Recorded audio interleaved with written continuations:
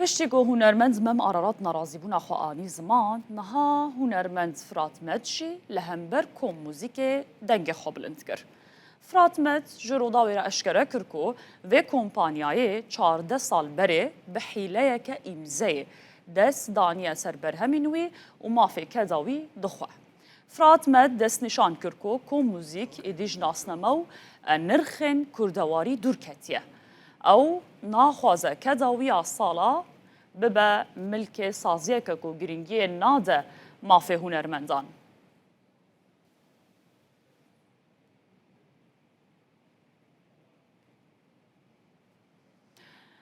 Li Bakurê Kurdistanê û Tirkiye ev 10 rojên gelek alozî nîqaş gotin li ser vê mijarê heye.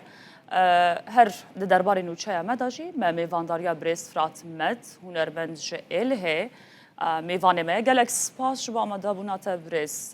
Ez ê ji vê pirsê dest pê bikim. Hûn dibêjin bi hîleyeke îmzeyê 14 salin dest danîne ser keda we. Ew îmze bi çi awayî û dibin çi şertan da ji we re hatiye ango ji we hatiye girtin we çima daye ev îmze? Rastî ez beriya her tiştî spasiya we dikim û serkeftinê ji Rûdar TV re dixwazim. Ji vêya 13-14 sal berê min li gorî xwe hestê xwe berhemê xwe civîn li stûdyoyê û mixebatê xwe kir bi heqê xwe. Paşê inkî hevala got ev saziya me ye em li komê çap bikin. Me got bila be, bila saziya me be. Me heqê çapkirinê jî da, me heqê klîban jî da. Paşê gotin ev tiştê wê küçûyî em ê pişt re bi konserta, bi tişta em ê alîkariya we bikin. Min jî got tiştek nabe. Ji ber ku min hunerê bi rastî jî ji bo hestê xwe yê netewî min anî zivan, min got bira di arşîva jiyana me de bimîne.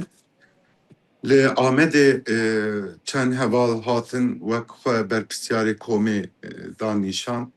Me jî got kombê saziya Kurda ye em deynin wê derê. Pişt re salek derbas bû. Salekî derbas bû. Belê. Piştî salekî ez dikana xwe bûm. Ez naz dikim ji İstanbolê hatin. Gotin mamoste niha em dikevin sewta civaka medya internetê em lazim e stranê te biparêzin ji bo hinekî bin stranê te nebin. Min jî got wêrê ji xwe mala me ye û hûn çawa dixwazin em wisa bikin. Bi qasî 30-40 pel anîn got tu xêra xwe îmze bikî ji bo em karibin mafê te biparêzin. Min jî got ser çawa. Rastî prosedürê wan ji ber ku ez dahatiya min ji ber ku ji mizîkê nayê teknîk nizanim, skê prosedürê de çi heye, min jî got ji xwe saziya me ye, mala me ye. Me heqeq ji bo parastina me dibêje. Min jî çidan ber min nexwend yanî min hewcê xwendinê nedî ji ber ku bawerî ya me hebû. Min îmze kir û dawa. Paşê min ji xwe stranê xwe çêkir. Mi dît gelek hunermenda gotin em qenala ji xwe ve dikin, got na qedexeye qenala ve nekin. Paşê mi dît ku ev sazî van berhemê me ji xwe re bi kar tîne. Ez çiqasî gîştim wan jî got em civîn bikin, em sererast bikin. Belê. Ev sererast nebû, bi salan e sererast nebû. Paşê elwan geriyan, mi got ka ev stranê min in, ka stranê xwe yani ez dixwazim, gotin ewke. Baş vê dawiyê piştî derketina vê aloziyê te qet ji wan pirsî çima wisa bû til gel wan rûniştî tu axivî te daxwaz ji wan kir? Ez ti car neçûme komê, neçûme Stenbolê, wekî ku mi got ew hatin dikanê, got em hes dikin stranê te biparêzin. Ez çend cara min telefonê wan kir. Mi got we stranê min hemî ji we re tê û win agahî jî nadin min. Got we peyman îmze kiriye, ev stran te mafê we lê nîne. اه. من هنكي بارز انا جي برسي جوجبوتا امزا كريا حتى دنيا آوابه استرام بونه ايوان اجي برسم دبم حتى دنيا آوابه ما مرف تشتكي يكي ببه جبو چه حتى دنيا آوابه ايوه و پرکی دایمن و سپاسی کلمه کریه و چه دایمن و حمی و کدامن دست دای سر yani سازی کی کو مافی مروان باشە دموکراسی ئەو ئەلبۆمن تەیکۆ لە جەموانن تو پارەیەکی وان لە تەڤەت گەرینن نه همیجی من چکریه به ام بیجن از نپش بوم پراجی دی بیجم وی داره موک مالا خود دی دیه تکوشینا باشە آزادیا ما تکمدی کۆم دی موزیک دکارە پەرە نەدە یعنی تشتێکی وسا وێ پەیامانە گوت ناوبەرەوەدا هەبوو yani dibêje ev hemî te daye me min got min ji bo çi daye we yani we çi daye min ji ber berpirsiyar meriv nabîne pişt re min di sê albümê din çêkir lênkî prodüksiyonê din min xwest ez ji wan hîn bikim got hemî prosedura da salekî wextê piştî salê hûn karin dubare bikin ya min got ev sazî dest daye serê got ev na got li hemî prodüksiyona salekî ye yan jî mafê we de we gelek hevalî me ji albüm çêkirine pere ji wan raşandine albüm dane wan lê ême Kurda dest dane serê ama em bêjin hunermendê ne Kurd jî ji wan re jî diqetînin. باشە مە وەکو ڕووداوێ پێداچوون لەسەر vê meselêkirine li Tirkiye li gorî yasaya Tirkiye em bêjin pareya her albomekê her stranekê dibe 5 parçe. Parçeyek ji bo hunermend e û di wezareta çandê û geştiyariyê bixwe da çavdêriya vê meselê dike.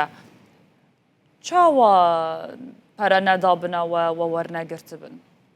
Na ez ro mesam heye li Tirkiye parastina strand dinivîsînin diparêze ez rojek li wan geriyam ya min got çend stranên bil bicem wene got em bêjin 20 hev ya min got gere 35 hev be got na êdinê ko mizîk distîne mafê te ez li ko mizîkê geriyam min got mafê min nê mesamê çawa distînin bêyî min 14 sala bêyî min ji xwe re nû kirine li wê derê em bêjin hemî ji xwe re birine demam digerin jî her tim bersiva wan ka em ê bixebitin û ka em ê lê binêrin ji ber wê باشە bizî xwest برێز raya فرات Kurd ev وەکە tiştanî be. چەند هوەرمەند هەنە و گازنێن خۆشی وەکە بژن گازنێن وەبن Ez bawerim gelekin ama mirov ji ber ku sîstemekê ew çêkirine weke